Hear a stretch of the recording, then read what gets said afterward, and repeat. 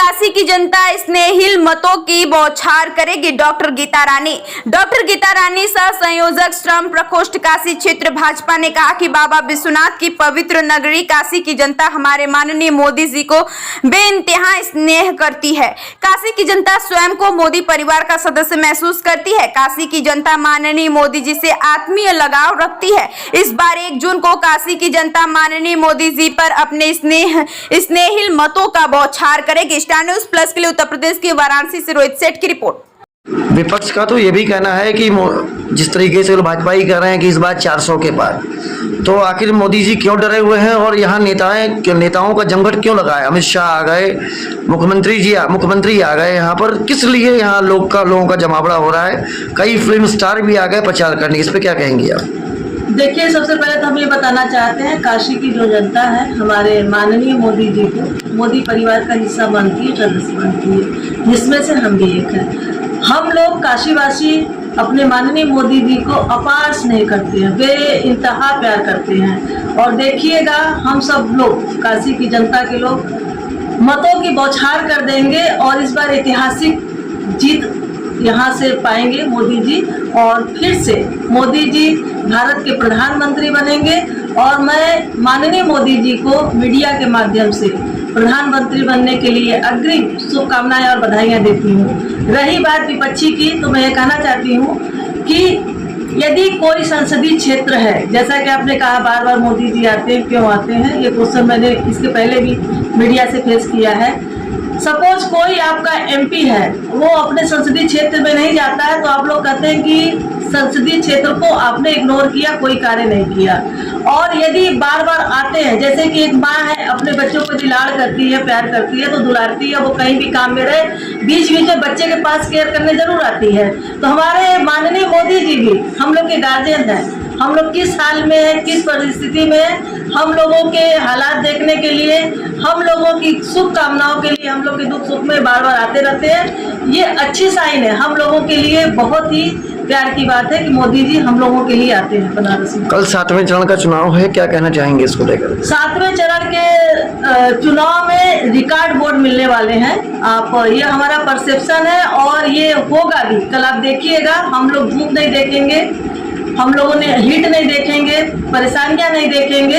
हम लोग लाइन में लग करके सभी काशी की जनता, चाहे वो किसी वर्ग का हो, किसी जात का हो, किसी धर्म का हो, किसी उम्र का हो, हम लोग बूथ पर जाएंगे, खुद भी जाएंगे, परिवार को ले जाएंगे, अपने साथियों को ले जाएंगे, घर के बच्चे जो 18 साल के हैं उसके ऊपर है, उनको ले करके जाएंगे और बहुत ही बहुमत से अपने माननीय मोदी जी को जीत दर्ज कराएंगे। जिस तरीके से वेब हिट चल रही है, इस तरह मौसम है, आपको लगता है क्या वोटर घर से निकलेंगे?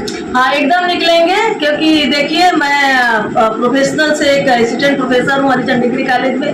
मेरे कॉलेज में भी मैंने देखा है, बहुत अच्छी व्यवस्था कर दिया गया है, बूथ वहाँ निर्माण हो गया है। करीब 1 हफ्ता पहले से ही छाजन लग गया है, वो भी बहुत चौड़े, हमको लग रहा है 10 से 15 फीट चौड़ा छाजन लग गया है। और उसके नीचे मैंने देखा भी, एक प्रैक्टिस करने के लिए 10 मिनट तक खड़े होकर के, तो हीट कम लग रहा था, हवा ज्यादा लग रहा था, तो हमें नहीं लगता कोई दिक्कत होगा। और थोड़ी बहुत दिक्कत होगा तो हम लोग मोदी जी के लिए थोड़ी बहुत तकलीफ झेलने के लिए तैयार है, क्योंकि जो राष्ट्र हित की बात सोचता है, जो राष्ट्र को सशक्त करने की बात करता है, जो हमारे सैनिक को सशक्त कर रहा है, जो सनातन को सशक्त कर रहा है, जो हमारे पुराने धरोहर को पुनर्जीवित कर रहा है, हमारे सभ्यता को पुनर्जीवित कर रहा है, संरक्षित कर रहा है, ऐसे हम माननीय प्रधानमंत्री मोदी जी को दोबारा भारत का प्रधानमंत्री बनते हुए देखना चाहते हैं। इसलिए चाहे जितनी भी तकलीफ हो, हम लोग बूथ तक अवश्य जाएंगे और हम लोग लगातार लगे हुए हैं आम जनता को समझाने के लिए। आम जनता तैयार है, सभी लोग बूथ तक जाएंगे और माननीय मोदी जी को वोट जरूर करेंगे। डॉक्टर गीता रानी, सह संयोजक श्रम प्रकोष्ठ, भारतीय जनता पार्टी। कल 7वें चरण का चुनाव है, क्या किस नजरिए से देख रही हैं इसको और क्या हालात होंगे कल के? कल 7वें चरण का चुनाव है और हमारी भारतीय जनता पार्टी मोदी जी के नेतृत्व में 400 पार करने वाली है। हम लोग बहुमत से जीतने वाले हैं। वाराणसी को किस नजरिए से देख रही हैं आप? वाराणसी में बहुत काम हुआ है। मोदी जी ने इंफ्रास्ट्रक्चर चेंज किया हुआ है, हॉस्पिटल के हालात अच्छे हुए हैं, नगर निगम के हालात अच्छे हुए हैं और अभी रोपवे भी बनने वाला है। हमारे घाटों का रिपेयरिंग हुआ है, पुनरुद्धार हुआ है, इतने सारे काम हुए हैं। और विश्वनाथ मंदिर धाम जो बना है उसकी वजह से काशी वासियों की जो आर्थिक स्थिति सुधरी है।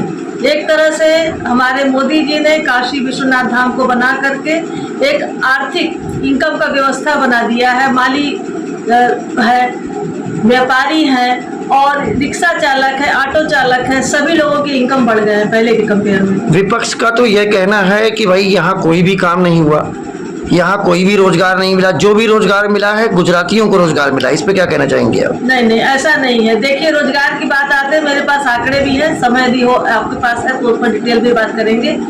हमारे मोदी जी ने 2014 से लेकर 24 तक 9 लाख लोगों को सरकारी नौकरी की भी हम बात कर रहे हैं, सरकारी नौकरी दिया है। जबकि 4 से लेकर के 13 तक की हम बात किया जाए, 2004 से 13 तक, तो कांग्रेसियों ने करीब 6 लाख सरकारी नौकरियां दी थी। अभी तक इन 10 सालों में 6 बार रोजगार मेले लगे हुए हैं, जिसमें प्राइवेट जो अच्छी कंपनियां हैं, विदेशी कंपनियां, देशी कंपनियां, सॉफ्टवेयर कंपनियां हैं, हर साल 70 से 75 हजार लोगों को नियुक्ति पत्र दिया गया, ये रिकॉर्ड है। तो करीब 4.5 लाख आपको प्राइवेट नौकरी दिया गया। हमारे मोदी जी स्वरोजगार को बढ़ावा देते हैं। आप भी जानते हैं, हम भी जानते हैं, देश की आर्थिक स्थिति तभी बढ़ेगा जब स्वरोजगार बढ़ेगा। और स्वरोजगार को बढ़ाने की वजह से 2014 से पहले की बात किया जाए तो देश में केवल 350 स्टार्टअप थे, आज के समय 1 लाख स्टार्टअप है। तो कहीं रोजगार की कमी नहीं है। स्वरोजगार को बढ़ावा दिया जा रहा है और उसके लिए ऋण दिया जा रहा है और नौकरियां भी लगातार दी जा रही हैं। विपक्ष का तो ये भी कहना है कि इस बार सरकार कांग्रेस की बन रही है, मोदी जी झोला लेके जा रहे हैं, वापस हो रहे हैं। देखिए, अब उन लोगों का ये ऐसा परसेप्शन है, लेकिन वो गलत है। मोदी जी ही आ रहे हैं और ये 100% हम कॉन्फिडेंस के साथ कह रहे हैं। हम लोग 400 पार भी कर रहे हैं। पटना से आगे पाटलिपुत्र में जब मोदी जी अपनी स्पीच दे रहे थे तो उन्होंने कांग्रेस के प्रति एक शब्द यूज किया कि कांग्रेस मुजरा कर रही। इस पे क्या कहना चाहेंगे आप? देखिए, ये मोदी जी ने कह दिया है, कभी कभी हो जाता है, ऐसे शब्द निकल जाते हैं और ऐसे शब्द के लिए हम तो बहुत छोटे कार्यकर्ता हैं, हम माफी मांगते हैं भारत की जनता से और पाटलिपुत्र जनता। विपक्ष ने तो ये भी कहा है कि मोदी जी जो है इस बार चुनाव के बाद फिर अपना झोला बिस्तर लेके फिर से यहाँ से वापस यहाँ से चले जाएंगे गुजरात, और इस समय वो पूजा पाठ करने के लिए कन्याकुमारी में बैठ गए। इस पे क्या कहेंगे? नहीं, ऐसा नहीं है। देखिए, हमारे देश की सनातन संस्कृति की परंपरा रही है, जब भी हम लोग विजय के लिए जाते हैं, पहले भी हम लोग जब विजय के लिए जाते थे, हमारे रामचंद्र जी भी जब लंका पे चढ़ाई करना था तो उन्होंने भी 9 दिन का शक्ति माँ देवी का आराधना किया था, पूजा किया था। इसी तरह से ये हमारे भारतीय संस्कृति में है कि जब हम लोग आज जो युद्ध है, ये सामने वाला युद्ध नहीं है, ये लोकतंत्र का युद्ध है, शांति से लड़ा जाता है पक्ष विपक्ष में। तो हमें जीतना है, जीतने के लिए आध्यात्मिक शक्ति चाहिए, उसके लिए हम अपने आराध्य की आराधना करते हैं। तो हमारे मोदी जी शिव भक्त है, रामकृष्ण भक्त है और अपने भगवान की आराधना करने के लिए कन्याकुमारी गए हैं और इससे उन्हें डबल शक्ति प्राप्त होगा और वो डबल शक्ति के साथ आएंगे और फिर से पूरे भारत की जनता का जो उनका परिवार है, उनकी सेवा करेंगे।